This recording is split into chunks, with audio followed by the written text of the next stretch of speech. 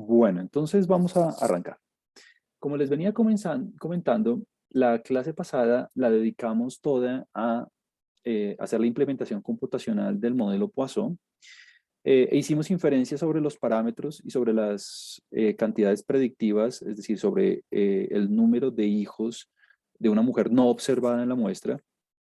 E hicimos toda la inferencia basados en estimaciones puntuales y intervalos de credibilidad. Hoy quisiera que diéramos un primer acercamiento a cómo es el tratamiento de las pruebas de hipótesis desde el punto de vista bayesiano y que empecemos a ver cómo las diferencias fundamentales desde el punto de vista frecuentista.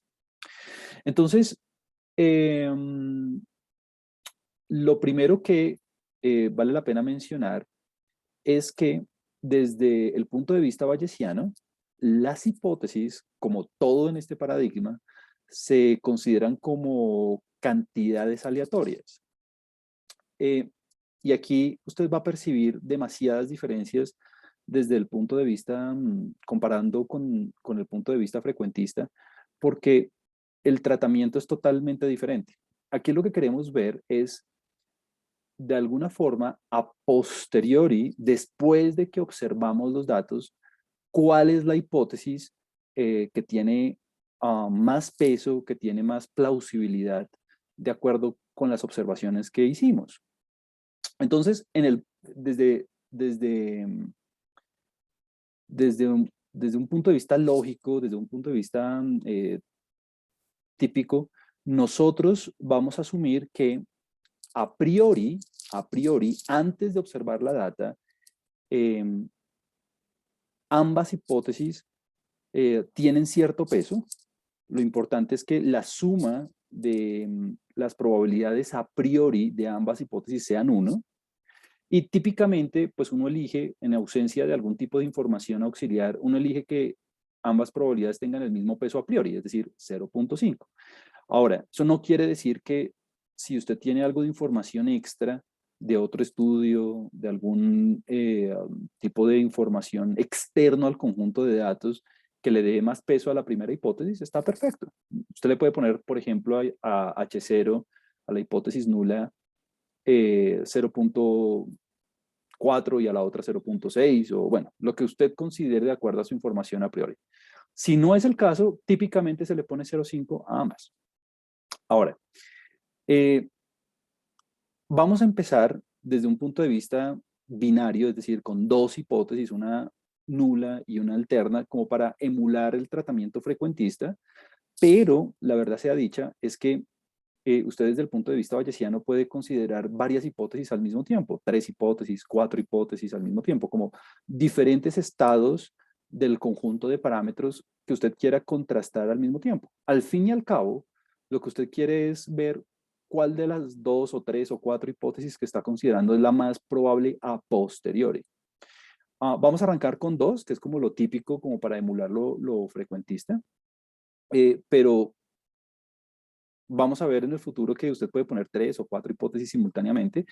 Eh, y digamos que la generalización es inmediata porque, claro, si usted está considerando 3 hipótesis, por ejemplo, lo importante es que la suma a priori de las plausibilidades, de las probabilidades de las hipótesis sume 1. Entonces, usted puede dividir todo. Si está considerando 4 hipótesis, por ejemplo, que la suma le dé 1, o sea, 0.25, 0.25, 0.25, 0.25, en ausencia de algún tipo de información a priori. Muy bien. Y la verdad es que eh, es muy sencillo trabajar desde el punto de vista bayesiano en este caso. Hay que hacer un par de cálculos extra, pero la verdad es que es muy natural la forma de hacerlo. Y es, a priori, en ausencia de algún tipo de información acerca de las hipótesis, yo le estoy dando un peso de 50 y 50 a cada una de ellas. Súper. Entonces, lo que a mí me importa es a posteriori cómo cambian esas probabilidades. Es decir, una vez yo observo el conjunto de datos, aquí D para nosotros van a ser los datos disponibles. En este caso, en el caso que hemos venido trabajando es el vector de observaciones Y, ¿no? Pero simplemente para hacerlo en general le pongo aquí D. Una vez usted observa los datos, lo que yo quiero es la probabilidad a posteriori de cada hipótesis. Y esto es una aplicación muy directa, muy usual, muy típica del teorema de Bayes. donde lo que uno hace es, bueno, si yo quiero la probabilidad a posteriori de la hipótesis H0 o de H1, aquí yo pongo HK como para hacerlo en general. Por eso es que usted puede considerar varias hipótesis al mismo tiempo, porque lo único que usted tendría que hacer extra si está considerando una tercera hipótesis es cuando usted aplica el teorema de la probabilidad total en el denominador, pues le agrega la partecita de la hipótesis extra. Pero pues es lo mismo, ¿no? Es lo mismo. Entonces, fíjese qué va a ocurrir. Lo que va a ocurrir es que cuando usted aplica el teorema de Bayes, pues le va a quedar, bueno, la probabilidad de eh, la plausibilidad de observar los datos bajo la hipótesis que usted está considerando, por la probabilidad a priori de la hipótesis, y abajo, pues le va a quedar en el denominador, le va a quedar el teorema de la probabilidad total. Es decir, le va a quedar la probabilidad la probabilidad de los datos, si se quiere, que sería la probabilidad marginal a priori, lo que hemos llamado la probabilidad marginal a priori de los datos, claramente. Entonces aquí, si usted se da cuenta, es la aplicación típica del teorema de la probabilidad total. Lo que uno le enseñan en el primer cursito de probabilidad que uno toma, donde lo que yo hago es simplemente coger la probabilidad de los datos y la hipótesis nula, más la probabilidad de los datos y la hipótesis alterna. Obviamente esa probabilidad conjunta en ambos casos, pues yo la factorizo como una probabilidad condicional por una probabilidad marginal, pero pues ya estuvo. Por eso es muy importante darle un peso a cada una de las hipótesis a priori, ¿no? Pero bueno, digamos que esta es la formulación general. Si usted quiere incluir más hipótesis, pues lo único que va a tener que hacer es expandir este denominador considerando las hipótesis que usted quiera. O sea, con más sumandos, pues, con más sumandos.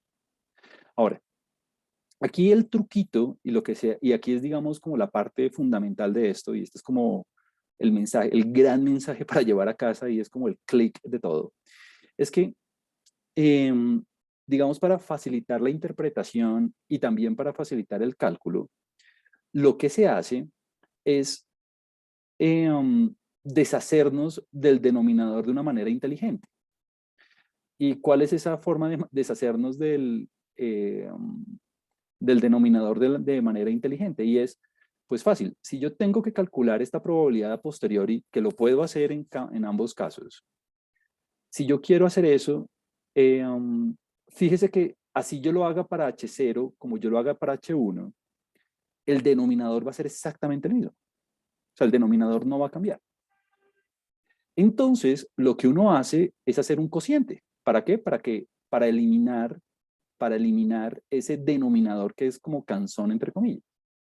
Entonces, claro, si yo cojo la probabilidad a posteriori de H0 y la comparo, la, la mido de alguna forma frente a la probabilidad posterior de H1. Entonces fíjese que los denominadores se van a cancelar, ¿no? Los denominadores se van a cancelar. ¿Y qué le va a quedar a usted únicamente? Pues le va a quedar la parte de la previa, que en el caso de que sea 0,505, pues esto le va a dar 1, entonces perfecto. Y le va a quedar otro cociente, que es el que usualmente se conoce en la literatura como factor de Bayes.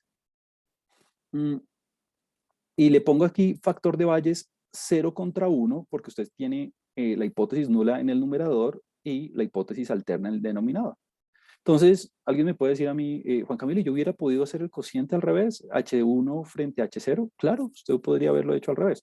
Se hace de esta forma, porque, y es costumbre hacerlo así, porque usualmente, como para emular, las pruebas de hipótesis frecuentistas, ¿no? Donde, digamos, el punto de comparación, donde el punto de partida siempre es la hipótesis nula. Recuerde que bajo el paradigma frecuentista, cuando usted está haciendo el protocolo de testeo, cuando usted está haciendo la prueba, usted hace el estadístico de prueba y usted calcula el valor P bajo el supuesto de la hipótesis nula. Entonces, de alguna manera, como para emular la comparación, pues uno aquí hace la comparación frente a H0. Entonces, este primer término se llama, bueno, esto ha sido toda una controversia de cómo traducir esa expresión. Este es yo lo que he encontrado y que es como me parece que es la traducción a español como más adecuada es posibilidades relativas a posteriori, ¿no? Pero eso viene del inglés posterior odds, ¿no? Se lo voy a escribir aquí para que usted lo tenga presente. Entonces, este posterior odds, esta palabra odds es complicada de traducir al español. Lo mejor que yo he encontrado es esto, posibilidades relativas. Y aquí yo le pongo una fuente donde explican por qué eso es una muy buena traducción. Entonces, las posibilidades relativas de H0 frente a H1, de H0 frente a H1, siempre van a ser iguales a el factor de Bayes, que bueno, le pongo la expresión en inglés, que es Bayes factor,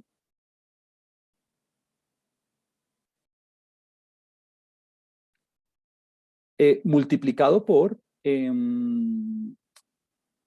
las posibilidades relativas a priori, ¿no? Entonces le pongo aquí prior odds. Pero ese prior odds, ese posterior odds, recuerde que es simplemente la comparación relativa de una hipótesis frente a la otra.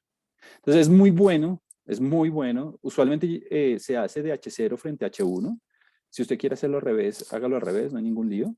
Es posible. Solamente que es bueno tenerlo así y es bueno saber qué frente a qué usted está comparando para hacer la interpretación, ¿no? Para hacer la interpretación. Entonces ahora, pues muy fácil. Digamos que esto es muy fácil. Y una vez usted haga el cálculo, pues usted una vez, bueno, este 0,5 este 0,5 dividido 0,5 pues da 1 en este caso, pues no ningún lío. O bueno, o los números a priori que usted ya ha puesto fácil. Entonces aquí hay dos cosas. La primera es, tenemos que calcular el factor de Bayes. O sea, el factor de Bayes es lo que hay que calcular. Esta es la parte difícil, entre comillas, de hacer. Y una vez nosotros hagamos este cálculo y lo multipliquemos pues por el prior odds, entonces ahí ya viene la interpretación. Y dependiendo del numerito que nos dé, pues ahí uno dice si tiene evidencia en contra o a favor de la hipótesis nula. Se acabó. Entonces aquí lo difícil, vamos a ir un poquito sobre el cálculo, lo difícil, y aquí esto depende de cada caso, esto depende de cada modelo, es cómo calcular esa cantidad que se involucra en ambos escenarios en el factor de Bayes. Esa cantidad, en ambos casos, se denomina así, verosimilitud marginal o, distribución predictiva o distribución predictiva previa. Distribución marginal o distribución predictiva previa. Ahora, ¿por qué se llama así? Porque si usted se da cuenta, no está condicionado sobre ningún conjunto de parámetros, ¿no? Aquí no es esta cantidad, perdón, que estoy teniendo un poquito de problemas con mi mouse, esta cantidad no está,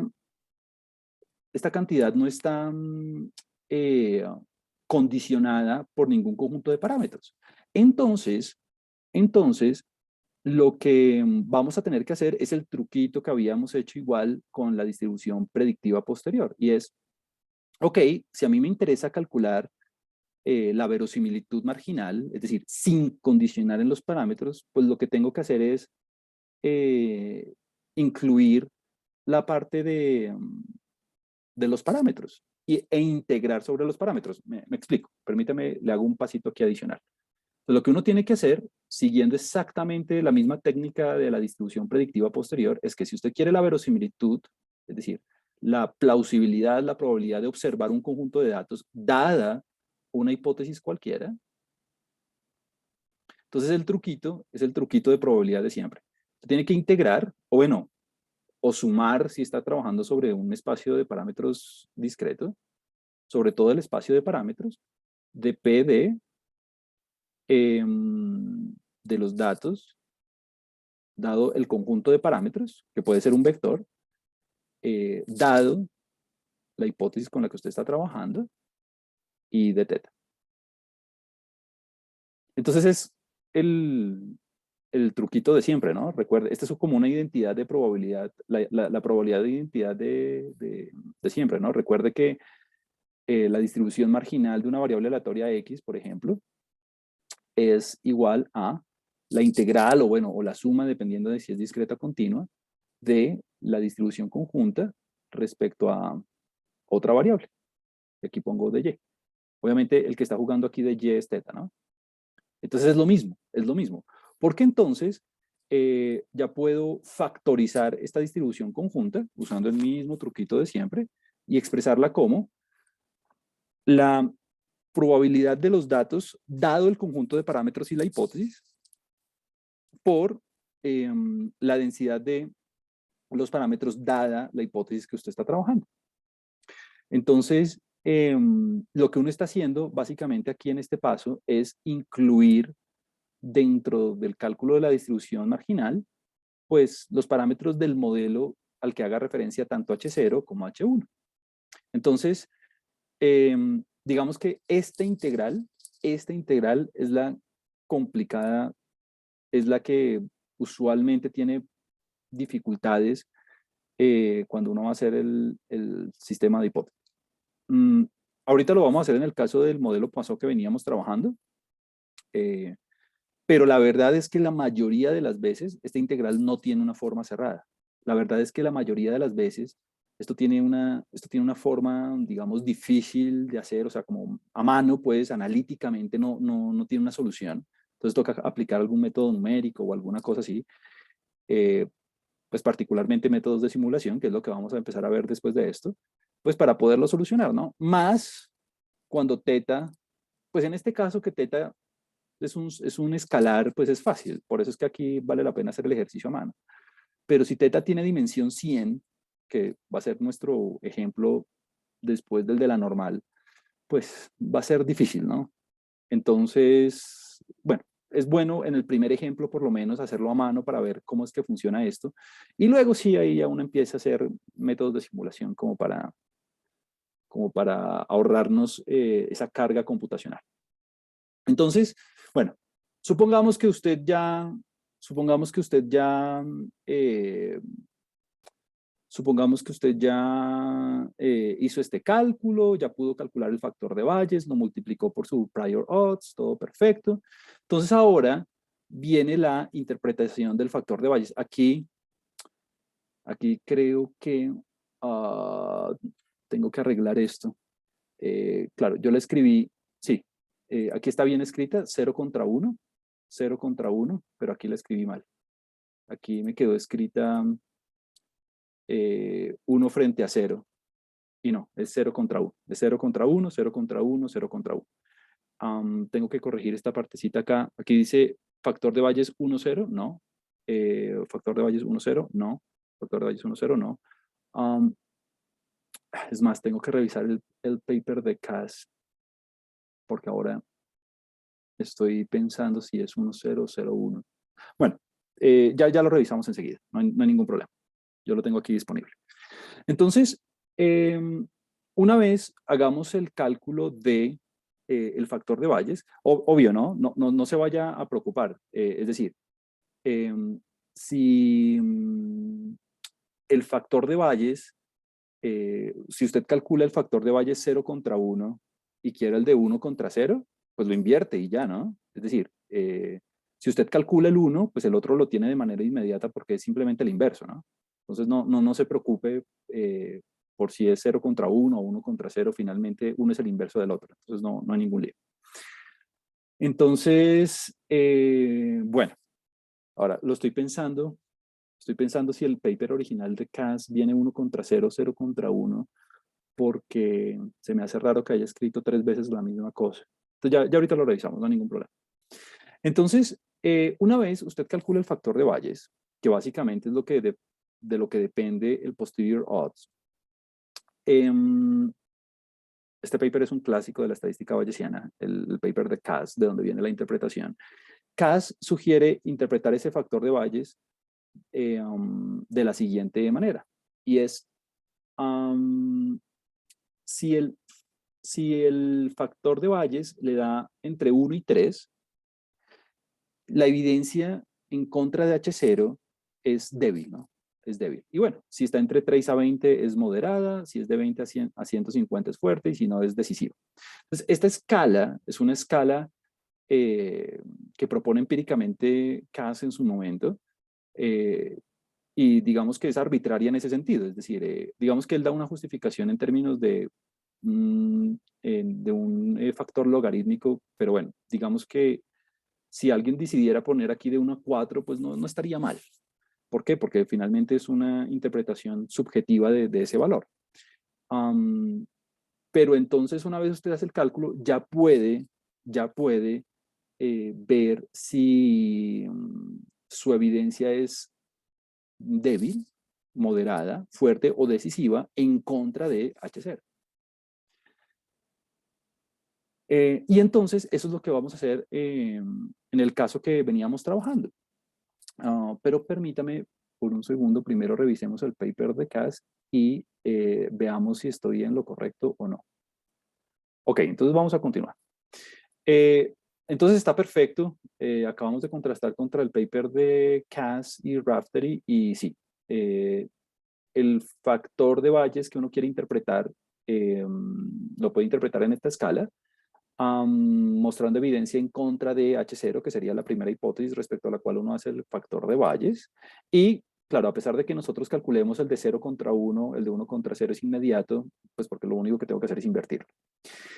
En el caso de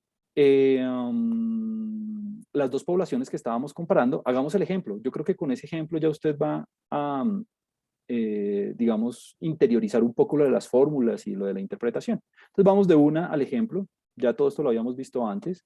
Recuerde que teníamos dos poblaciones, ¿no?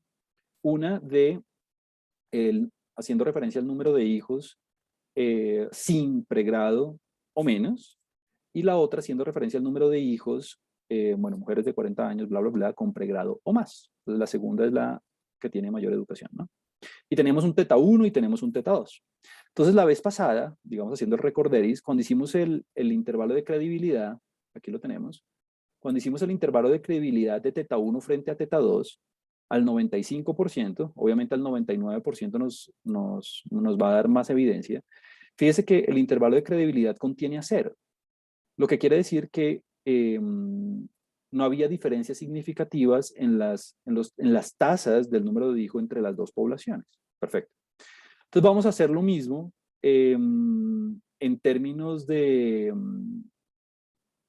vamos a hacer lo mismo en términos de la prueba de hipótesis. ¿Listo?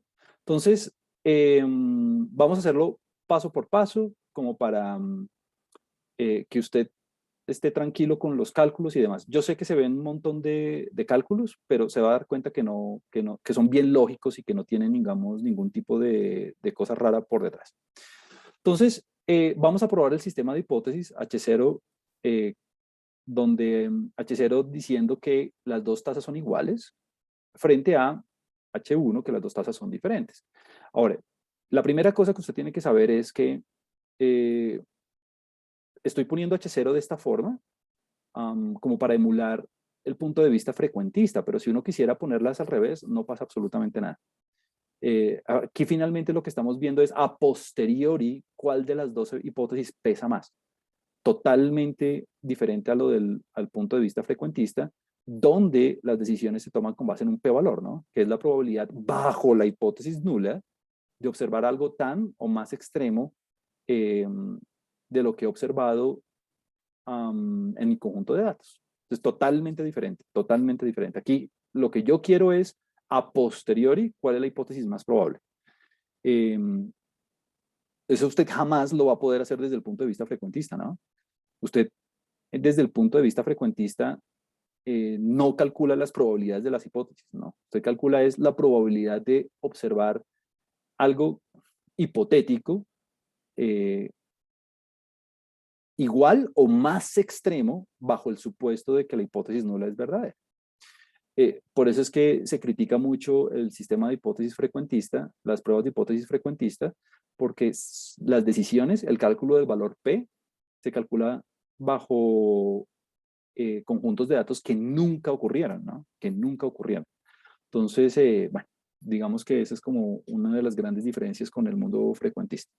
Ahora, vamos a hacer el cálculo del factor de Bayes.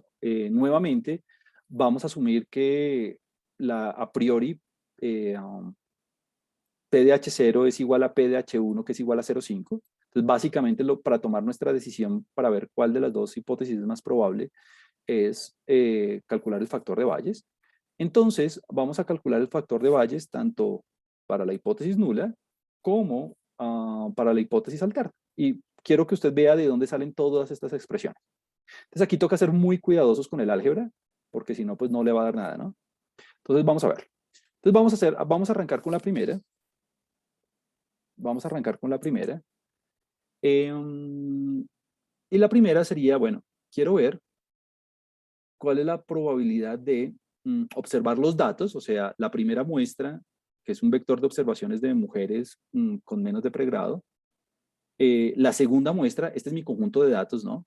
Este es mi conjunto de datos, dado H0, ¿no? Recuerde que H0 para nosotros va a ser que las dos tasas son iguales, ¿no? Que las dos tasas son iguales. Listo. Ahora, siguiendo el mismo truquito que acabamos de ver, pues sería entonces, bueno, la integral.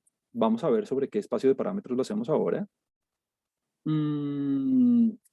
La integral ¿de qué? Sería la integral de, voy a escribirlo paso a paso y usted en su tiempo de estudio va a llenar los detalles, ¿no? Porque no quiero ponerme a hacer álgebra aquí.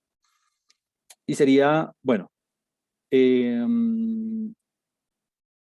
sería la distribución probabilística de haber observado lo que observé.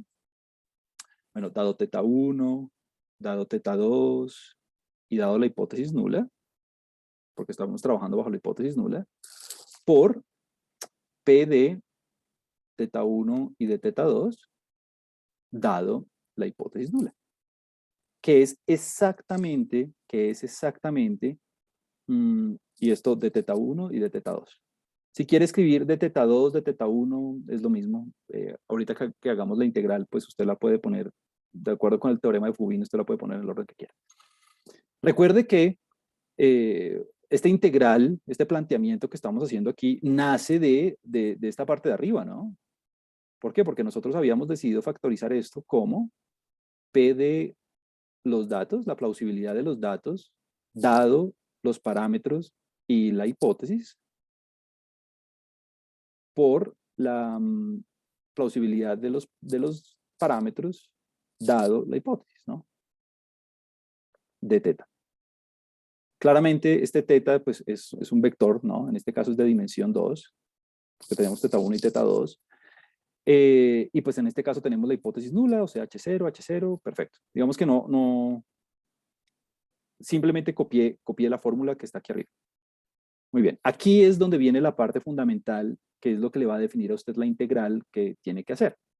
Entonces, en este caso, esto es puro cálculo, es decir, aquí no estamos pensando mucho porque lo más difícil era como hacer el planteamiento. Entonces aquí, ¿qué estamos asumiendo? Lo que estamos asumiendo es que θ1 y θ2 son iguales, es decir, la hipótesis nula lo que le dice es que no hay diferencias entre los dos, hacen referencia al mismo valor. Entonces, para de alguna forma facilitar la escritura y concretar ideas, pues si quiere pongámosle a ese valor simplemente θ. ¿Por qué? Porque es exactamente el mismo valor en ambas poblaciones. Entonces, ¿qué es lo que estamos diciendo? Esta integral es exactamente igual a la integral. Bueno, ¿cuál es el espacio de parámetros en este caso? Aquí esta integral sería una doble integral, ¿no? Esta integral sería una doble integral. Y recuerde que tanto θ1 es mayor que 0 como θ2, ¿no? Entonces recuerde que esto sería una doble integral en el plano positivo. Pero bueno, digamos que ya la vamos a concretar. Entonces, ¿cómo se puede expresar este producto? Entonces, bajo la hipótesis de que ambos parámetros son iguales, entonces, ¿cómo podemos escribir esto? Esto le va a quedar como el, el mecanismo aleatorio que genera el primer conjunto de datos dado θ por el mecanismo aleatorio que es una Poisson de la segunda muestra dado θ por la previa que nosotros le pusimos a teta inicialmente, que fue la gamma, ¿no? Entonces, fíjese varias cosas. La primera es, ¿por qué de aquí, por qué de esta línea podemos pasar a esta línea? Y hay dos razones.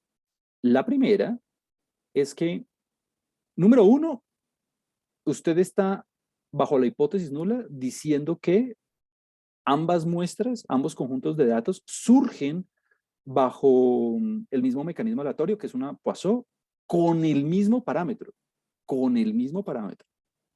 Y se factoriza como un producto porque el modelo, como lo hemos especificado, nosotros hicimos un modelo Poisson para las mujeres sin educación superior y otro modelo Poisson para las mujeres con educación superior. Punto. Nosotros no hicimos como un modelo, si se quiere, mixto, donde estemos mezclando ambas fuentes de información. No, hicimos un modelo para una y un modelo para otra. Es decir, estamos asumiendo que el número de hijos en ambos grupos surge de manera independiente, lo cual no es muy descabellado asumir porque no veo un motivo aparente por el cual el número de hijos de ambas poblaciones influye sobre el del otro. Si alguien quiere, puede cambiar el sistema generativo, usar como una distribución de alguna forma conjunta, una Poisson, digamos, bidimensional o alguna cosa así, pero para nuestra especificación es perfecto. Y esta distribución previa de dos dimensiones me queda como una previa de una sola dimensión porque es exactamente es un solo parámetro, porque estamos diciendo que teta 1 es igual a teta 2 igual a teta. Ahí estamos. Permítame un segundo, por favor. Ya continúo. Muy bien, continuemos. Entonces aquí lo que hay que hacer es básicamente resolver esta integral. Bueno, esta integral, recuerde que teta entonces es mayor que 0. O sea que esta integral va a quedar de 0 a infinito. Entonces la integral que usted tiene que hacer, la integral que usted tiene que hacer realmente es la siguiente. Entonces, el P de Y1, Y2 dado H0 le va a quedar igual a la integral de 0 a infinito de, bueno, empezamos. P de Y1 dado teta. P de Y1 dado teta. ¿Qué es eso? Bueno, eso es una Poisson, ¿no? Entonces me va a quedar, voy a escribir de una vez la verosimilitud. Eso le va a quedar teta a la S1. Recuerde que este S1 es la suma de todos los conteos en la primera muestra. E a la menos N1 teta. N1 es el tamaño de la muestra en el primer grupo, obviamente, sobre la productoria desde I igual a 1 hasta N1 lo voy a escribir así, Y1I, como para acordarnos que es del primer grupo, ¿no? Pilas, aquí toca exactamente igual, aquí no es proporcional, porque estamos calculando una probabilidad marginal. Entonces toca meter todas las constantes, no puedes hacerse de nada, toca todo. Lo mismo para la segunda. Entonces va a ser teta a la S2. Recuerde que esto ya lo habíamos derivado antes, ¿no? La distribución, la verosimilitud, nosotros ya la habíamos derivado, creo que la primera clase que trabajamos con el modelo Poisson. Y bueno, esto es casi que una plana, porque entonces es exactamente el mismo modelo probabilístico, una distribución Poisson, solamente que con datos diferentes para la primera muestra y para la segunda muestra. Es decir, todo esto de aquí sería el P de Y1, que es un vector, por eso aparece una productoria dado el parámetro, y lo mismo acá, P de Y2 dado el segundo, dado el mismo parámetro, pues, dado el mismo parámetro. Entonces, es exactamente la misma forma funcional, solamente que utilizando datos diferentes, por la previa. Pero es que la previa es una distribución gamma, ¿no? Porque es la distribución conjugada que hemos venido usando. Muy bien. Entonces, esta toca escribirla completica, usted no se puede comer absolutamente nada. Aquí no estamos trabajando con proporcional o no, porque estamos calculando un factor de Bayes, y aquí tenemos que utilizar absolutamente todos los términos. ¿Por qué? Porque no estamos derivando una densidad, simplemente estamos derivando, estamos calculando un factor de Bayes, o sea que toca meterlo todo. Y esta es la integral que tenemos que hacer. Ahora, usted dirá, uff, esta integral está dificilísima, es muy complicada y demás. No, porque recuerde que la integral es respecto a teta. Recuerde que la integral es respecto a teta, o sea que todo lo que no tenga teta es constante y se puede, y sale, ¿no? Y sale, y sale. Entonces, básicamente, esto le va a quedar igual a, bueno, una constante aquí gigante. Aquí esto le va a quedar una constante que espero que usted llene ahorita los detalles y la vea por la integral de, y por dentro únicamente tiene lo de teta. Entonces, ¿qué es? Teta ala, bueno, A más S1 más S2 menos 1, claro, S1, aquí está S2 y aquí está A menos 1, perfecto, súper. Todas estas productorias, todas las constantes yo las voy sacando por E a la menos, bueno, B más N1 más N2 de teta, ¿no? De teta. ¿Y por qué ese? Ah, pues fácil. Mire, N1, N2 y de teta. Perfecto. El resto es constante. Y esta integral de aquí es facilísima. ¿Por qué? Porque es que este es el kernel, este es el núcleo de una gama. Y pues usted ya sabe cuál es la integral del kernel de una gama, ¿no? Es el inverso de la constante de normalización. Entonces, cuando usted hace toda esa integral, pues aquí ya le pongo yo la receta, ya sabe que le da. Mire, le da todo esto. Muy bien. Entonces, ahora que vengamos del break, lo que vamos a hacer es derivar esta segunda componente y vemos cuánto nos da el cociente, vemos cuánto nos da el factor de Bayes y lo interpretamos. Entonces, ya nos vemos en exactamente 7 minuticos. Entonces, lo que acabamos de hacer fue calcular la hipótesis, la estructura probabilística de los datos bajo la hipótesis nula y vimos como el cálculo, digamos, a fuerza bruta que uno tiene que hacer bajo el supuesto de que a nivel poblacional teta 1 y teta 2 son iguales. Ahora, lo que sigue es exactamente lo mismo, pero bajo el supuesto de la hipótesis alterna. Entonces, me voy a permitir nuevamente hacer ese cálculo, como indicarles cuál es como el procedimiento que usted debe hacer para llevar a cabo el cálculo del factor de Bayes. Entonces, bueno, nuevamente voy a hacer como el cálculo poco a poco, digamos, paso a paso. En ese caso,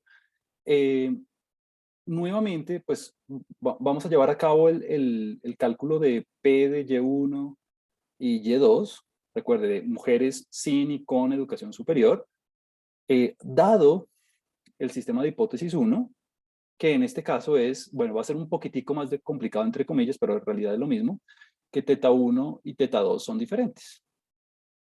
Perfecto.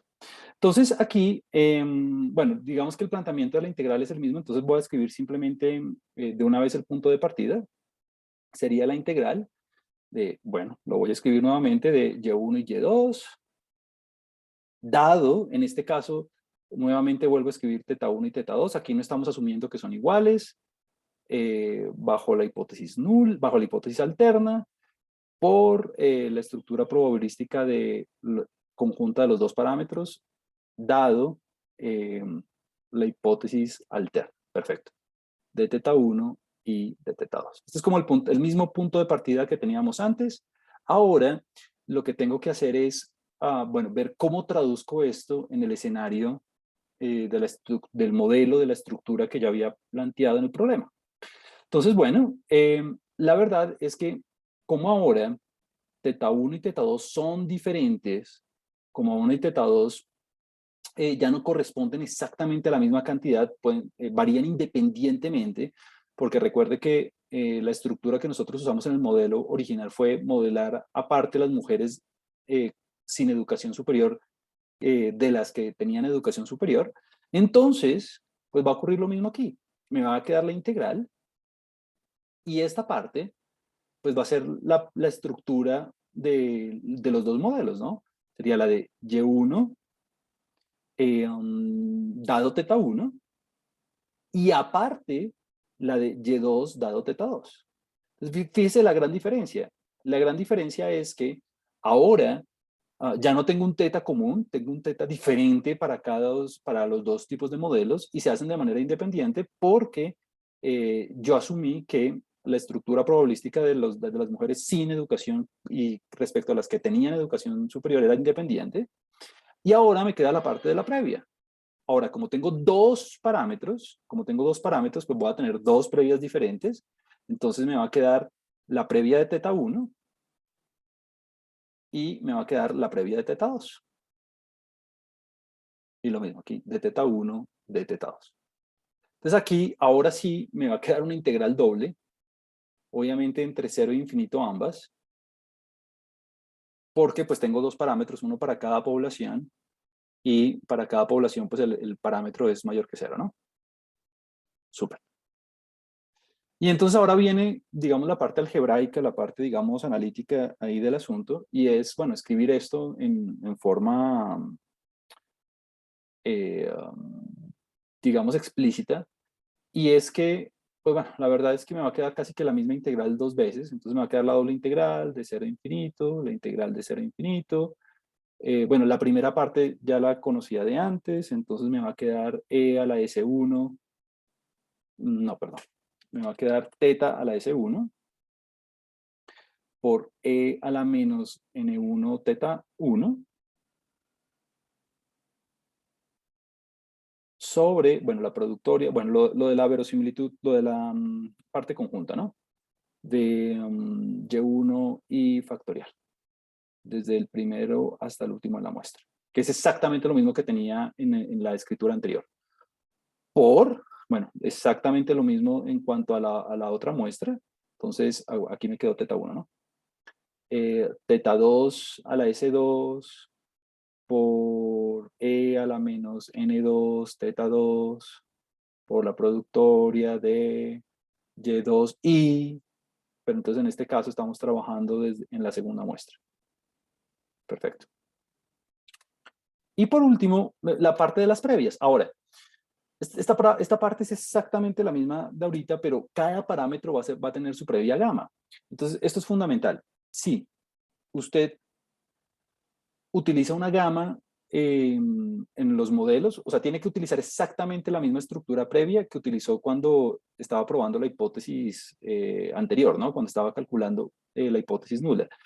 Es decir, tiene que poner todo bajo las mismas condiciones. O sea, si usted puso una previa gama en la nula, pues aquí tiene que poner gamas también para que no favorecer ni cambiar como la estructura probabilística de ninguna de las hipótesis. Entonces le va a quedar, bueno, es casi que una plana.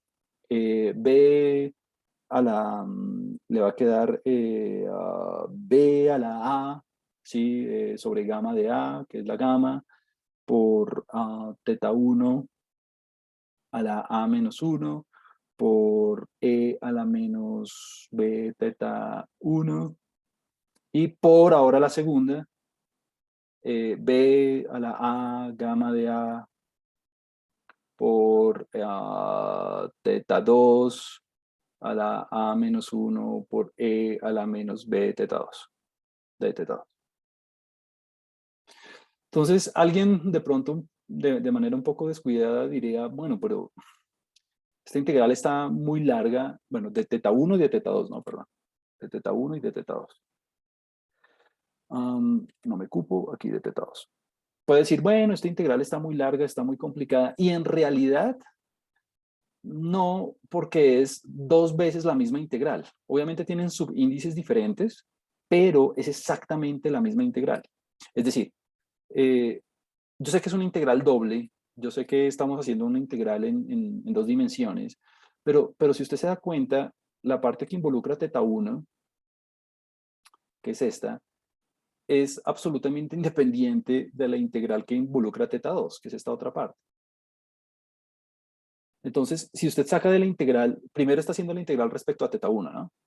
Entonces, si usted saca la integral, todo lo que no depende de teta 1, pues le va a quedar básicamente la misma integral multiplicada por ella misma, solamente que una en función de teta 1 y la otra en función de teta 2.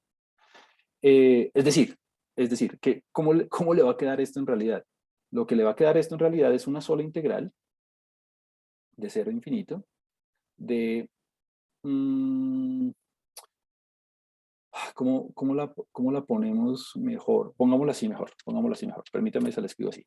Pongamos que esto es igual a I1 por I2, o sea, como la integral para teta 1 y la integral para teta 2. ¿Por qué? Porque si usted saca lo que involucra teta 2 fuera de la primera integral, le va a quedar repetida, solamente que una en función de teta 1 y la otra en función de teta 2. ¿Dónde? Entonces aquí, ¿dónde? La integral j, digamos, la integral j pues es la misma, es la integral de 0 a infinito y aquí pues la misma, la misma plana de siempre, ¿no? De teta j a la sj, de e a la menos nj, teta j sobre la productoria desde i igual a 1 hasta nj. Estoy copiando literalmente de yj, i factorial por, bueno, la parte de la gama, que es b a la a, gamma de a, teta j a la a menos 1, e a la menos b, teta j, de teta j. Y esta integral, pues ya la hemos hecho varias veces, porque nuevamente le va a quedar el kernel de una gama por dentro. Es decir, estas dos integrales son literalmente la misma, solamente que una depende de C1 y la otra de C2, la otra depende de teta 1 y la otra depende de teta 2, pero en realidad es la misma cosa. Entonces, ¿cómo hace uno esta integral? Pues la forma de hacer la integral es bien sencilla, porque usted saca las constantes. Entonces, la integral j, al sacar las constantes y únicamente dejando lo que depende de teta dentro, pues le va a quedar, bueno, la parte de la productoria sale. Es más, vamos a hacer el mismo truquito, ¿no? Aquí le va a quedar una constante, que sería la productoria y los A's y los B's y todo eso, por la integral de 0 a infinito de teta j a la a más sj menos 1 por e a la menos b más nj teta j. Y todo de teta j. Que nuevamente es el kernel de una gama. Y el kernel de una gama, pues es muy fácil de integrar, ¿no? Listo. Entonces tiene que hacer las dos integrales, hacer la cuenta y ya. Obviamente, pues yo ya le pongo aquí el resultado, pues. Si se da cuenta, cuando vayamos a hacer el cociente, porque yo voy a hacer en últimas el P de Y1, Y2 dado H0 dividido el P de Y1, Y2 dado teta 1, pues se van a cancelar las productorias y todo eso. Pero en últimas es bien importante que usted haga toda la cuenta larga y que al final cancele las cosas sin escribir proporcional a, ¿no? Porque puede que haya algunas cosas que no se le cancelen. Entonces, cuando usted coge todo lo que involucra la hipótesis nula, dividido todo lo que involucra la hipótesis alterna, pues se le van a cancelar un montón de cosas. Las productorias con los factoriales se le cancelan, este B a la A con este B a la A se le cancela, el gamma de A con el gamma de A se le cancela, y bueno, yo le escribo aquí el resultado final, y ese es el factor de Bayes 0,1, ¿no? Ese es el factor de Bayes 0,1. Ahora, listo. Esta es la parte eh, difícil en el sentido de los cálculos, pues. Ahora, um, la verdad sea dicha, en la mayoría de los casos un poco más elaborados, donde involucremos más de un parámetro, pues porque aquí es fácil porque solamente tenemos una tasa en ambas poblaciones, hacer esa integral a mano es muy difícil y va a requerir un montón de tiempo, y la verdad es que ahí lo que se hace es métodos numéricos. Lo vamos a ver en su momento cuando ya tengamos más experiencia con simulación. Por ahora, pues lo único que hice en el ejemplo es hacer la implementación de esto. Recuerde que S1 es el conteo del número de hijos para las mujeres sin educación superior. S2 sería el conteo del número de hijos para las mujeres con educación superior. El A dijimos que era 2 y el B dijimos que era 1, si no recuerdo mal. Eran los hiperparámetros de nuestra previa, vamos a verlo. Simplemente quiero rectificar eso. ¿Cuál era la? Sí, dijimos que A era 2, B era 1, perfecto, muy bien. Esa fue nuestra previa que habíamos hecho la vez pasada. Entonces, con eso estamos tranquilos. Entonces, básicamente tenemos todo para poder hacer este cálculo, ¿no? Tenemos el A, tenemos el B, tenemos los estadísticos suficientes, es simplemente no equivocarse en la cuenta.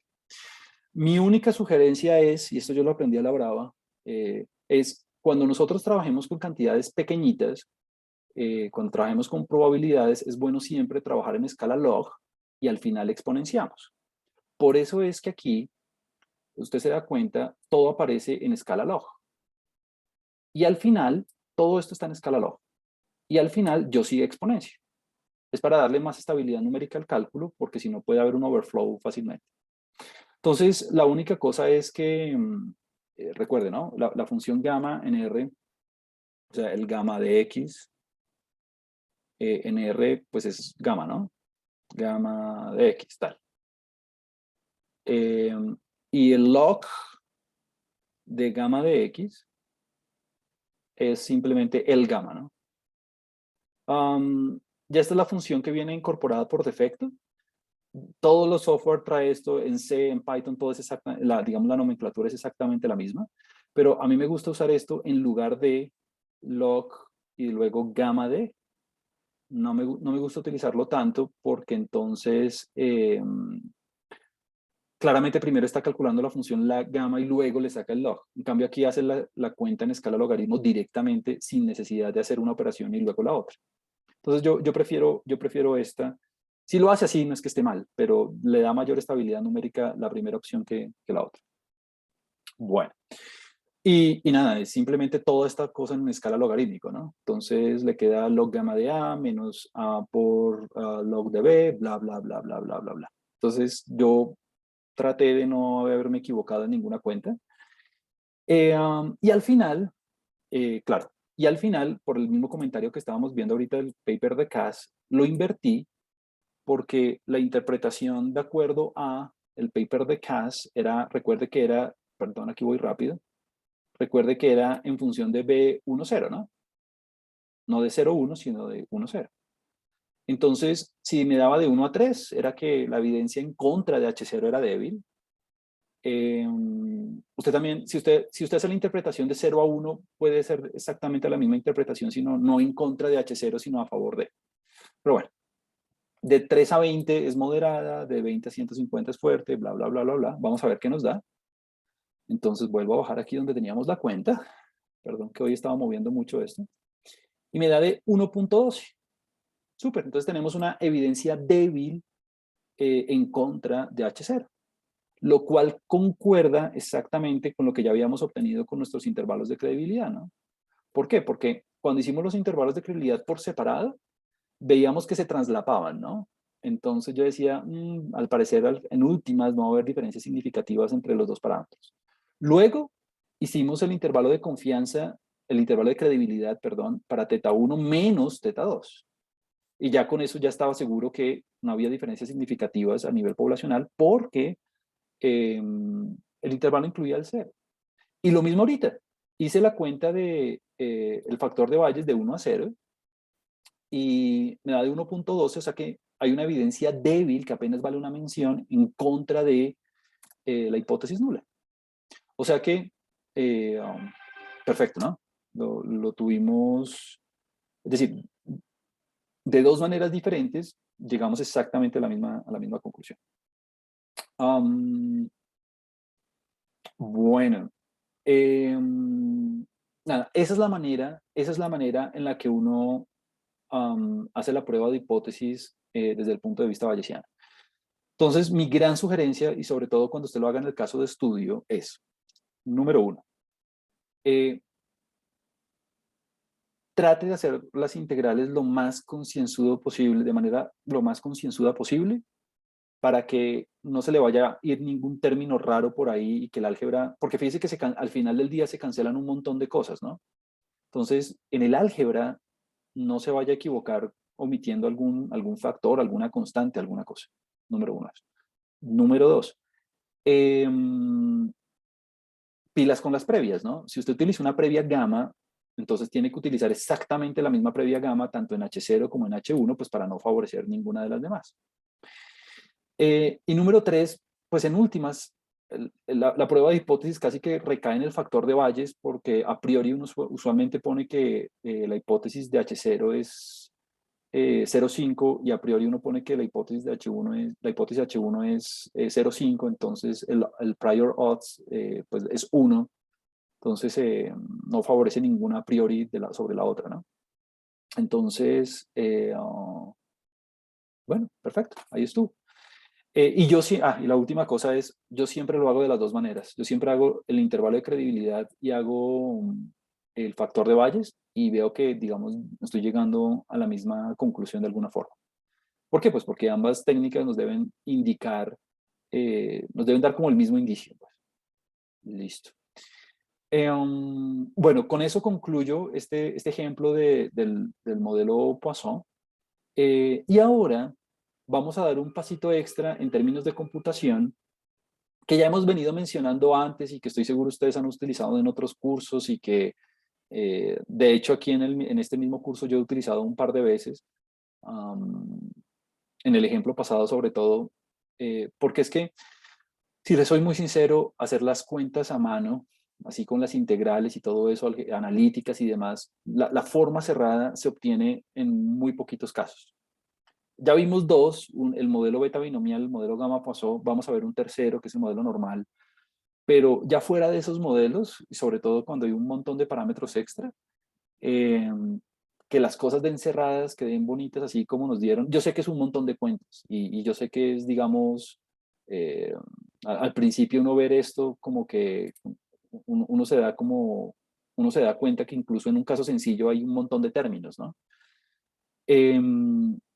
Pero la verdad es que vamos a recaer mucho en los métodos, en métodos numéricos basados en simulación, eh, para poder hacer las cuentas de ahora en adelante porque es más fácil, la verdad es que es más fácil. Entonces, aquí igual voy a mencionar como las características de los métodos de Monte Carlo muy desde cero. Yo sé que lo han usado antes y demás, pero no quiero pasarme nada por alto, así que lo voy a hacer desde cero. Entonces me perdonan si hay algo que ustedes ya han escuchado, ya han repetido, pero pues es simplemente para que todo quede completico. Y aquí recuerde que el gran objetivo es poder caracterizar cualquier característica de la distribución posterior. De hecho, vamos a utilizar los métodos de Monte Carlo simplemente porque la distribución posterior usualmente no tiene una forma cerrada, conocida, analítica, bonita. No siempre nos va a dar gamma, no siempre nos va a dar beta, no siempre nos va a dar normal. No, la mayoría de las veces, sobre todo cuando hay muchas dimensiones, sobre todo cuando teta tiene bastantes parámetros por dentro, eh, como le decía en nuestro cuarto ejemplo, vamos apenas en el segundo, en nuestro cuarto ejemplo ya teta va a tener 100 parámetros. Entonces, hacer esas integrales va a ser muy difícil, así que para poder para poder explorar la distribución posterior, vamos a recaer en métodos numéricos que nos permitan hacerlo de manera sencilla. Y lo chévere de esto es que cualquier característica de esa distribución la vamos a poder aproximar. Cualquiera, cualquiera. Por eso es que estos métodos se utilizan muchísimo. Y digamos que lo fundamental es que, claro, nosotros tenemos una distribución probabilística desconocida, que es la distribución posterior. Es decir, el P de teta dado y, el P de teta dado y, donde, bueno, estos son vectores ambos, nos va a dar algo, nos va a dar una expresión, pero entonces a veces poder obtener las características de esta distribución puede ser complicado. Entonces lo que nosotros hacemos es tener muestras independientes e idénticamente distribuidas de esta distribución. Y con esas muestras nosotros podemos aproximar cualquier característica de esta distribución posterior. Esa es la idea. Obtener muestras de aquí, obtener muestras independientes, obtener muestras independientes e idénticamente distribuidas de la posterior, de la posterior. Y pongo aquí, y aquí pongo esto entre mayúsculas y grandes. ¿Por qué? Porque las muestras que nosotros vamos a obtener son muestras de tetas. Es decir, vamos a obtener una muestra de, es más, yo usualmente lo escribo así, teta 1 arriba, esta es la primera muestra de la distribución, teta 2, bueno, bla, bla, bla, bla, bla. Usualmente yo le pongo así, teta B mayúscula. Entonces, estas muestras son de la distribución posterior, no son muestras de las Y's, no, no, no, no, no es nueva data, no. Son muestras de la distribución posterior. Para caracterizar cualquier cosa que queramos de esa distribución, no sé, la media, la varianza, los cuartiles, cualquier función del parámetro, en fin, es lo de menos. Pero no son Y's, es decir, esto no es nueva información adicional. Ese es uno de los grandes errores conceptuales que la gente tiene cuando está viendo esto por primera vez. Piensan que, como están obteniendo muestras de la distribución posterior, se confunden y piensan que están teniendo nueva data, como nueva información de la población. Y no, no, no, no, no, no, no, no. O sea, estas muestras no le están dando información adicional acerca del fenómeno. No. Estas muestras que provienen de la distribución posterior son muestras que le permiten a usted aproximar características de la distribución posterior, pero no le están dando para usted absolutamente nueva información en ningún sentido. Estos no son yes, estos simplemente eh, valorcitos que le permiten aproximar a usted la distribución posterior de alguna manera. Entonces, haga de cuenta, no sé, haga de cuenta que, simplemente para súper trivializar esto, haga de cuenta que esta posterior es una normal, digamos. Por ejemplo, haga de cuenta que es una normal. Entonces, ¿qué estoy diciendo? Lo que estoy diciendo es que utilice, por ejemplo, rnorm, y simule la distribución normal, no sé, 1000 muestras, o 2000, o 3000, o 5000, o 10000, o 20000, o 100000. ¿Para qué? Para aproximar cualquier característica de la normal. La media, la varianza, la desviación estándar, el coeficiente de variación, los percentiles, la kurtosis, el sesgo, lo que quiera. Pero entonces usted no está obteniendo muestras de datos nuevos, no, no, no. Es simplemente valores que le permiten aproximar a usted la normal. Obviamente, si mi posterior es una normal, pues como yo de la normal lo conozco todo, pues ponerme a hacer eso de las muestras y demás no tiene mucha gracia, pues porque la normal es una distribución muy conocida. El problema es cuando lo que me da a mí en la posterior es algo que no es tan conocido, ¿no? Ese es el lío. Juan Camilo, si me da una normal, ¿puedo utilizar lo de Monte Carlo? Sí, igual también lo puede hacer porque esto funciona para cualquier distribución, ¿no? Solamente que hágalo para distribuciones que valga la pena en el sentido que usted no conozca, ¿no? Si la posterior le da una beta, pues yo de la beta lo conozco casi que todo, entonces pues ¿para qué me pongo a tomar muestras si yo me sé la media, la varianza de la beta, me lo sé casi que todo? Entonces más bien hágalo para distribuciones posteriores que usted no conozca. Y si lo hace para distribuciones conocidas, pues igual, no pasa nada, igual le va a dar. Entonces, ¿cuál es la idea? La idea es que para cualquier distribución posterior, nosotros aproximemos cualquier característica de ella por medio de muestras de esa distribución. Y lo podemos hacer arbitrariamente bien, obviamente, incrementando el tamaño de muestras que nosotros queramos. Es decir, entre más grande sea este B, entre más grande sea este B, entre más incremento usted ve, entonces usted va a tener mayor precisión en sus cálculos, pues. Si usted está aproximando la media, pues entre más grande sea B, pues mejor va a ser su aproximación. Listo. Entonces, usualmente, aquí la pregunta es, bueno, entonces, ¿qué tan grande debo hacer B?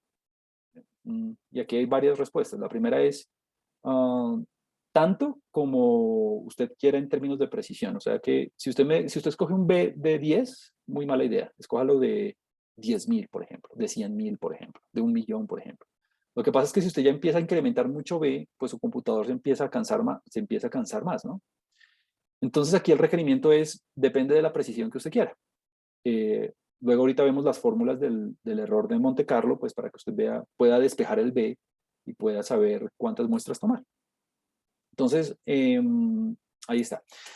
Ahora, algo muy bonito de esto y lo cual a mí todavía me emociona y todo, es que mire que tomando muestras aleatorias de una distribución, vamos a poder aproximar cantidades incluso determinísticas.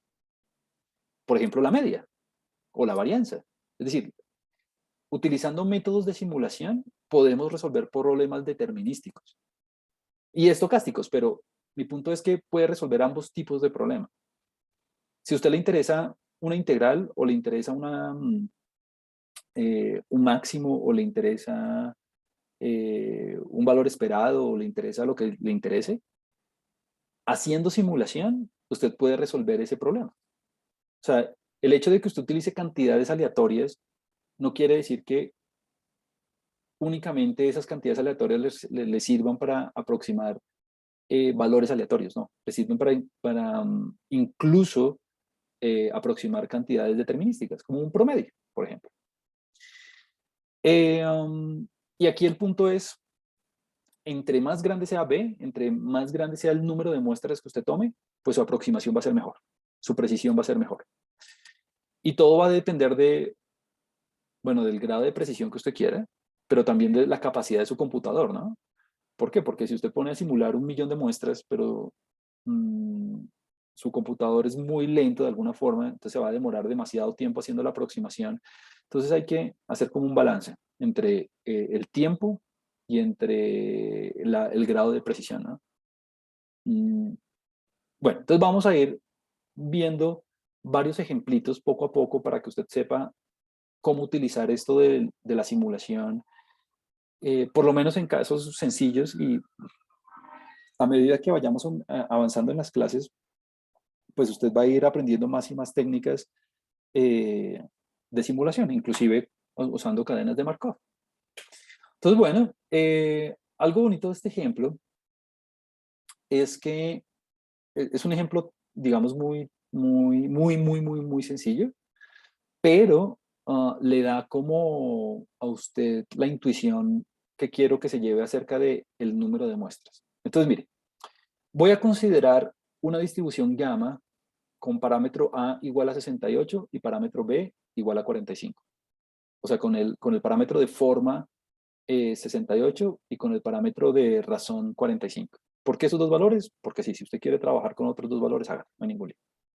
Y entonces, antes de ir sobre el código, lo del código es lo de menos, mire lo siguiente. Hice 3 aproximaciones. Una con 50 muestras de la distribución gamma, otra con 250 y otra con 1250. Entonces tomé 50 muestras, 250 muestras y 1250 muestras. La línea en azul es la distribución verdadera. Es casi que simétrica, ¿no? Ahí se ve un poquitico el sesgo positivo, pero es casi que simétrica. Entonces, ¿qué es lo primero que vemos? Número uno, a medida que aumenta el tamaño de la muestra, el histograma de estas muestras se parece más y más a la distribución verdadera, pues lo cual es la idea que yo quiero que se lleve. Entre más grande sea el número de muestras independientes idénticamente distribuidas de la distribución gamma, en este caso, la distribución empírica de las muestras se va a parecer más y más y más a la distribución verdadera. Juan Camilo, ¿qué es lo que está abajo? Lo que está abajo es exactamente lo mismo que está arriba, solamente que lo que está abajo es la distribución, es la aproximación kernel, ¿no? Bueno, yo no sé si ustedes hayan trabajado antes con la estimación kernel de una función de densidad, pero la que utiliza el ancho de banda, la que utiliza el suavizamiento, es el suavizamiento del histograma, si usted quiere. Es decir, Eso, el qué pena. histograma es exactamente lo mismo que lo que está abajo, solamente que lo que está abajo está suavizado. ¿Alguien quería decir algo? ¿Alguien iba a intervenir? Ok. No olviden, si tienen algún comentario, decírmelo tranquilamente. Cristian, por favor. Profe, eso del kernel es lo que no ven no paramétrica, ¿cierto? Correcto, correcto. Sí, es exactamente eso. Es el suavizamiento, la aproximación kernel, si se quiere, del histograma, ¿no? Entonces, básicamente, lo que uno está viendo es que a medida que aumenta el tamaño de muestra, el histograma, la distribución empírica o la estimación kernel se parece más y más y más a la distribución verdadera, a la distribución objetivo. Estuvo. Um, Otra cosa, Juan Camilo, ¿me toca a mí trabajar con histogramas o con aproximaciones kernel? Lo que más le guste a usted. A mí me gustan mucho los histogramas, no sé, me parece que se ven mejor que que la aproximación suavizada, pero esto es entre gustos, ¿no? Esto es entre gustos. Lo importante es que, mire lo siguiente, entre más muestras yo obtenga de la distribución con la que estoy trabajando, pues mejor va a ser la aproximación. Es todo. Ahora, en términos computacionales, la única cosa rara aquí entre comillas es que en el gráfico, la aproximación kernel, yo la hice así, ¿no? Con density. Este es el código para hacer la aproximación kernel. Eso. Número dos. Algo bien chévere es, eh, pues en este caso estamos jugando un juego un poco tonto en el sentido que, pues yo de la distribución gamma lo conozco todo, ¿no? Conozco la media, el valor esperado, el sesgo, la kurtosis, la entropía, todo. Entonces, utilizar aquí alguna aproximación numérica, pues es algo raro, pues porque ya conozco yo las expresiones analíticas para todas esas cantidades que le di. Solamente que me gusta hacerlo acá para que usted vea que llegamos a la verdad, ¿no? Llegamos al valor que tenemos que llegar. Y en términos de código, aquí, bueno, además de la aproximación kernel, hay dos cosas importantísimas que quiero que usted se lleve a casa. Número uno, siempre que haga simulación, utilice semillas aleatorias para poder garantizar la reproducibilidad de sus resultados. ¿Listo? Nunca, nunca me presente un taller o, bueno, un parcial o un caso de estudio o lo que sea. Si está usando simulación, usted tiene que ponerme una semilla aleatoria para que yo sea capaz de reproducir sus resultados y me dé exactamente lo mismo que usted le dio. Es como, es como cuando usted hace en muestreo, cuando usted hace un diseño, ¿no? Y usted está seleccionando, usted tiene su marco muestral y tiene, me voy a inventar, un marco muestral de 1 millón de individuos. Cuando usted hace todo su mecanismo de muestreo, ya sea usando, no sé, un muestreo a 3 etapas, con más y pipete, o bueno, lo que sea, y usted hace y elige sus muestras, pues la persona que vaya a reproducir su diseño tiene que ser capaz de obtener exactamente las mismas unidades muestrales que usted obtuvo. Entonces, nunca se le olvide poner una semilla y póngale la semilla que quiera. Yo le pongo 1, 2, 3, 4 porque sí, pero póngale lo que quiera. Ah, y en términos de código, aquí hay dos funciones que a mí me gustan mucho y estas se las comparto y es la función assign, que es usted genera un string y cuando usted genera el string le asigna el valor que quiera, ¿no? Entonces aquí estoy simulando eh, valores de una distribución gamma con tamaños 50, 250 y 1250. Y mire, utilizo R gamma, ¿no? Entonces aquí este ejemplo es fácil porque tengo un mecanismo computacional directo de cómo simular de la distribución posterior, que es con R gamma, ¿no? Si fuera normal, pues R norm, si fuera beta, pues R beta, si fuera pues la distribución que sea, pues R y la distribución. Ahora, la pregunta natural que a mí me hacen siempre es, Juan Camilo, y cuando usted no sepa, cuando usted no tenga ni idea cuál es la posterior, o sea, que usted no sepa qué es gamma, ni qué es normal, ni qué es, bueno, lo que sea, ¿qué hace? Toca utilizar cadenas de Markov, toca utilizar otra alternativa.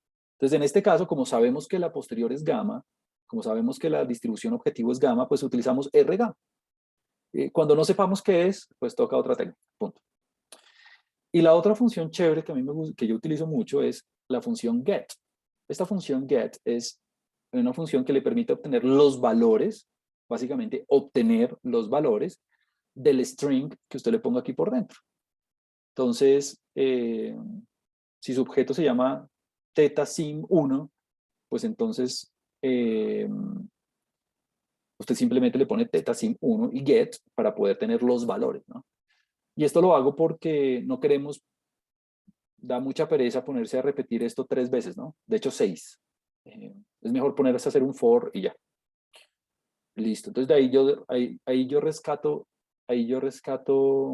esas 3 funciones, el assigned, el beta y el density, ¿no? Y el density, que es como la estimación kernel. Entonces, este es como el mensaje principal. Podemos aproximar cualquier distribución por medio de muestras de la distribución. Entonces, no estamos obteniendo afirmación adicional. No es que usted me diga, Juan Camilo, es que voy a simular 10 millones de muestras y así voy a obtener más información acerca de teta. O sea, voy a disminuir más mi incertidumbre acerca de teta porque estoy simulando más muestras. Falsísimo, ¿no? Lo que usted está mejorando es la precisión de sus cálculos. Lo que usted está mejorando es la precisión de su aproximación. Pero usted no está obteniendo nuevos Ys. Usted está obteniendo tetas de la distribución posterior. Usted no está obteniendo Ys. La única manera de disminuir más su incertidumbre es obteniendo más Ys, o sea, aumentando su tamaño de muestra original mediante la cual usted obtuvo su posterior. Ese es como el gran mensaje de esto. Bueno, entonces, digamos que en términos técnicos, aquí es, la idea es una idea muy, muy sencilla, y es que nosotros tenemos una posterior, digamos gamma, por ejemplo, o normal. Entonces, simule tantas muestras de esa distribución como hicimos arriba, ¿no? Esa es como la idea. Y mire, estamos simulando tetas, no yes. Estamos simulando tetas, no yes. Y entonces la idea detrás de todo esto es que vamos a utilizar esas muestras para aproximar cualquier característica de la distribución posterior. Que la media, que la varianza, que el sesgo, que lo que usted quiera. Lo que usted quiera. Y ahora, esta es como la justificación teórica de por qué esto funciona. Y es que, claro, antes de ir sobre la ley débil de los grandes números, que es la que justifica todo esto, mire esto. ¿Qué sucede? Que si usted quiere, por ejemplo, y lo voy a hacer aquí con un ejemplito tonto, y es, si usted quiere el valor esperado a posteriori de teta, si usted quiere el valor esperado a posteriori de teta, ¿qué debería ser? Lo que usted debería hacer sería, bueno, la integral de teta por, bueno, en el espacio de parámetros de teta por la distribución a posteriori. O sea, la distribución a posteriori de teta. De teta. Bueno, como nosotros tenemos muestras de la distribución posterior, como nosotros tenemos muestras de P de Y dado teta, esta integral se puede aproximar mediante un promedio simple. ¿Cuál es el promedio simple? Es 1 sobre n sumatoria, no, perdón, 1 sobre b. 1 sobre b, b es el número de muestras, ¿no? De la sumatoria, desde b igual a 1 hasta b mayúscula, de teta de teta a la b, digamos. Es decir, o usted hace esta integral, lo cual es complicadísimo de hacer porque la forma analítica, bla, bla, bla, bla, bla, o simplemente coge las muestras que obtuvo de la simulación y calcula este promedio. Es todo. Entonces, claro, hacer un promedio simple, el cual usted lo hace con min, ¿cierto? Es mucho más fácil que ponernos a hacer una integral. Y entonces, ¿cuál es el rollo de todo esto? Pues que esto es simplemente para mostrarle un ejemplito chiquitico de cómo funciona el mecanismo. Simulo muestras de la posterior. Estas muestras de la posterior las guardo en memoria RAM o en memoria dura, en un archivo de texto o algo así. Y simulo, no sé, puede ser una cantidad grande. B puede ser, voy a inventar, 10.000. Y con estas 10.000 valores, calculo un promedio simple, es decir, suma y divida, y eso me va a dar simplemente el promedio a posterior. ¿Y por qué eso tiene una, digamos, relevancia tan grande? Porque es que todas las cantidades que con las que nosotros estamos interesados, de hecho todas, se pueden expresar en términos de valores esperados. Sí, claro. Por ejemplo, no sé, pensemos en una varianza, ¿no? Yo quiero la varianza a posteriori de Y. Pero es que la varianza a posteriori de Y es lo mismo que el valor esperado de la cantidad al cuadrado menos el valor esperado de esa cantidad todo al cuadrado. Entonces mire que resulta ser otra vez un par de valores esperados. ¿Que cómo los aproximo? Pues utilizando los promedios, ¿no? Obviamente para el segundo valor esperado, pues yo promedio los valores al cuadrado. O más fácil, pues la forma discreta de esto es simplemente var, ¿no? Es la varianza muestral. Entonces, ¿cuál es mi punto? Mi punto es que usted mediante un promedio de cualquier función de los tetas, aquí por eso aquí yo pongo G, mediante un promedio de cualquier función de los tetas, usted puede aproximar la integral de cualquier función de teta.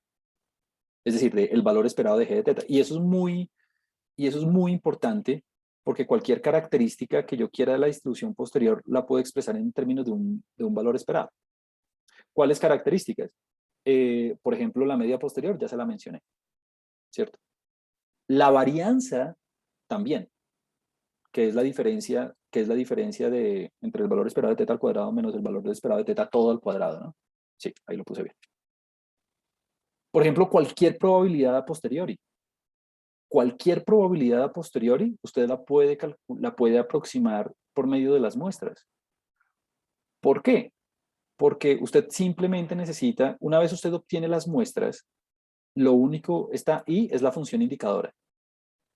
Lo único que usted necesita es decirme cuántas muestras, cuál es la proporción de muestras que pertenecen a una región que usted quiera. Entonces yo le digo, bueno, calculemos la probabilidad de que teta sea mayor que 2, por ejemplo, como lo veíamos con las mujeres. Calcular la probabilidad de que la tasa del número de hijos sea mayor que 2. O sea que mi región es desde 2 a más infinito, ¿no? Entonces dígame la proporción de muestras que son mayores que 2. Recuerde que esta función indicadora vale 1 si el parámetro pertenece a la región y vale 0 si no.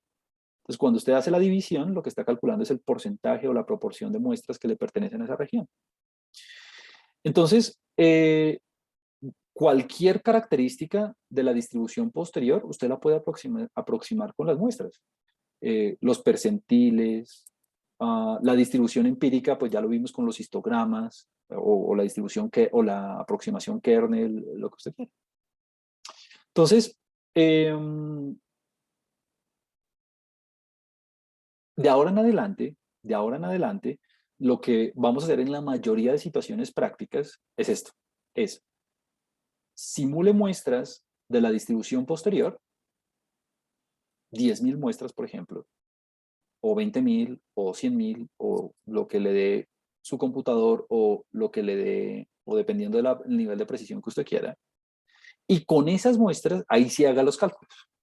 Es decir, de ahora en adelante, casi que volver a hacer todos estos cálculos analíticos, no los vamos a volver a hacer porque en algunos casos sí, cuando sea fácil, o sea, cuando sea, digamos, posible, de hecho. Pero en la mayoría de los casos prácticos y más difíciles, todo lo vamos a hacer con simulación. Yo creo que el 95% o 98% de las cosas que vamos a hacer, todo es con simulación. Por eso es que tenemos que ser tan hábiles haciendo código, porque tenemos que hacer código que sea eficiente, que sea eficaz, y que nos permita responder las preguntas que queramos de la distribución posterior. Entonces, ¿qué vamos a hacer la próxima? La próxima, lo que vamos a hacer es hacer inferencia, en el caso que veníamos trabajando del modelo Poisson, sobre teta y sobre varias funciones de teta. Vamos a ver cómo evaluar la bondad de ajuste de los modelos, en este caso el del modelo de conteo que estamos trabajando, utilizando esto de los métodos de Monte Carlo. Entonces aquí usted ve el ejemplo. Es eso. Entonces, mi gran mensaje es, acostúmbrese y de alguna manera siéntase muy familiarizado con las muestras de ahora en adelante, pues porque va a ser nuestra forma de poder aproximar cualquier característica de la distribución posterior.